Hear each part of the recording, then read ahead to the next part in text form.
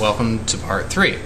So now we're in the hospital room. We have been given gowns, and in short amount of time after that, the nurses come in. There's 2 nurses. They come in. Yolanda was one of the nurses' names, and I can't remember any other nurse's name, but I do remember Yolanda. The nurses, they really don't speak very good English. They speak some, enough to communicate what they need and what they're going to do. So once we were suited up in the hospital gowns, they came in, they hooked us up with an EKG, did that real quick, took some blood, because the majority of the time you're waiting in the hospital that day is they're waiting on your blood work to get back. So that's one of the first things they do after they get you all hospital gowned up. So once they get your blood, they get an IV going, they start getting some fluids going. Again, they take your blood pressure, they did an EKG, and then just kind of let you chill out for a little while. And while you're waiting, Natalie comes in, checked on us, and we were doing fine. They have TV there, and several of the channels are in English, and it's enough to keep you occupied. And then Dr. Espinoza, which is another one of Dr. Hoy's assistants, he comes in. He's the internist, and comes in. He taps on the belly and starts talking about had any pain or problems in the past week or so, and so on and so forth. And they do all that. So checked me and Brooke out. Everything was good. He looked at the EKG, and that was good. So at that point, we're again just kind of sitting and chilling out. I think around 11 or 12, they came in and gave us a shot of some sort of anti-anxiety, or maybe just kind of a relaxing dose of something. But they put that in the IV, and a short time after that, I think Brooke and I both were taking a nap and just kind of taking it easy. Around 2 or 3 o'clock, Dr. Hoya actually showed up with the blood work and said everything looked great, and they were going to go ahead and go through with surgery, and everything was fine. And he wanted to know who was first, and Brooke opted to go first because she didn't feel like she would want to wait around wondering what's going on with my surgery, so she went first. They came in with a hairnet and some booties, put us on a gurney, and wheeled us out. And by the way, you will not have to be wearing underwear when you leave, or they'll make you come back and take it off.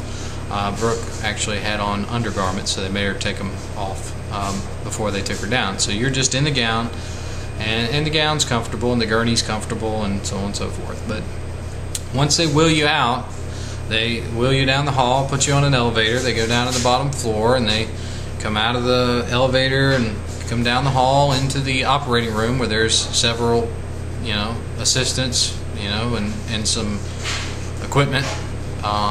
They slide you from the gurney over to the table. They start kind of strapping your arms down, legs down, and everything. The table's kind of bent back and all of that good stuff, and they've got you tied in there pretty good. And the next thing I remember was I woke up in recovery. But kind of backing up a little bit, Brooke had not come up by the time they took me down. She was obviously either in recovery when they came to get me or whatever, but they did tell me that her surgery had gone well. And I think they took me down around 6:30 or 7 o'clock. So I went down at 7. I remember the assistant asking me about the Olympics in Atlanta in '96, and shortly after that, I remember waking up in recovery. Now, if I had to say I had pain at any range, it would be when I woke up in recovery, and it felt like something was just kind of sitting in my throat. I had a lot of stomach ulcer, kind of heartburn issues before surgery, so I would say it was like a real thick burning sensation when I woke up. And Brooke said when she woke up, she was in some pain. Quickly was asked, "Are you in pain?" And I said yes, and so did Brooke when she woke up. And they gave us a shot right away, pretty much right as we woke up, that pretty much took care of it. And the next thing I remember was being wheeled back up to the room. Surgery went so well, I felt so good that when I got back up to the room, I actually had to go to the bathroom. So I decided to get up off the gurney, walk to the bathroom, do what I had to do, number one, and then take a little stroll down the hallway. I mean, they say to get up and walk, and I felt like it, so don't know whether it was the pain medicine still doing its job or I just felt that good, but I pretty much just got up and walked down the hall and back the other way and came back and laid down in the bed, and I think shortly after that I did take a little nap, but wasn't too bad. I mean, I really didn't feel too bad, other than just kind of uncomfortable, like there was some soreness around my belly. I could certainly tell that I'd had something done. It wasn't painless, and it didn't feel like I was cut end to end. It was, you know, it was kind of an aggravating feeling. It wasn't really pain, but it wasn't really happy-go-lucky. So for the next 2 days, you're not allowed to eat anything. You're not allowed to drink anything.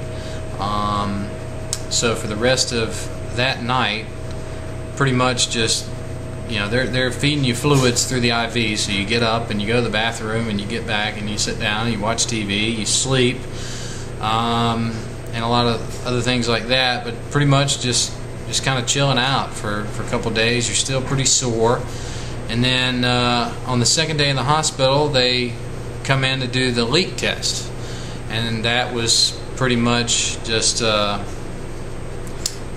take you downstairs, put you in front of this machine, you drink a blue dye, and they watch it on the screen.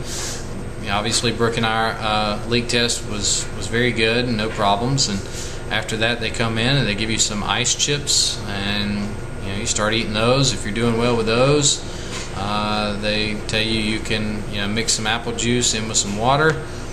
But about that time they come in and say you're free to go whenever you want to go. So we were all packed up, and you know, by then I'm starting to get a little bit of mobility back, feeling like, you know, moving around. I'm not doing jumping jacks and I'm not doing toe touches, but you know, feeling okay. So that was that. Let me make sure I didn't miss anything. Oh, they will give you. It's not really a prescription because you don't need prescriptions in Mexico, but they do give you a list right before you check out of things that they suggest you purchase at a pharmacy in Mexico, which are things like pain pills.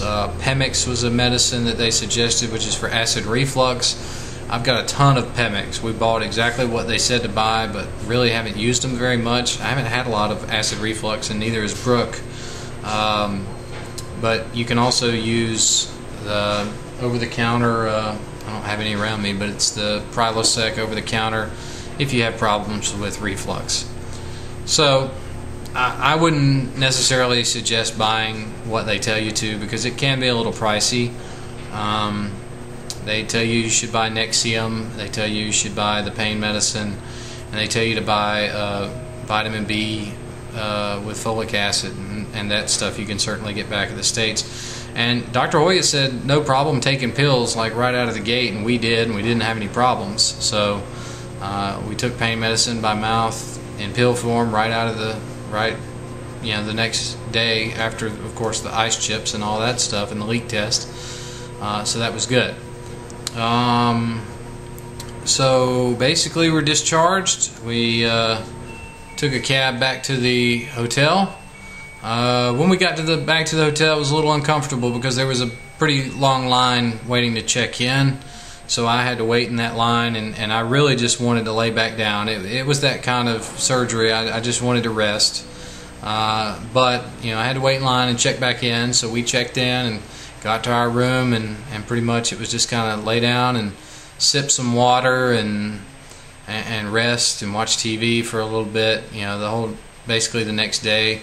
I took showers without issue the first couple of days after surgery, and Brooke, it kind of grossed her out a little bit more to do that. She's a little bit more afraid of surgery than I am, but okay, well, I guess we're going to have to move on to part 4, so I'll see you in a little bit.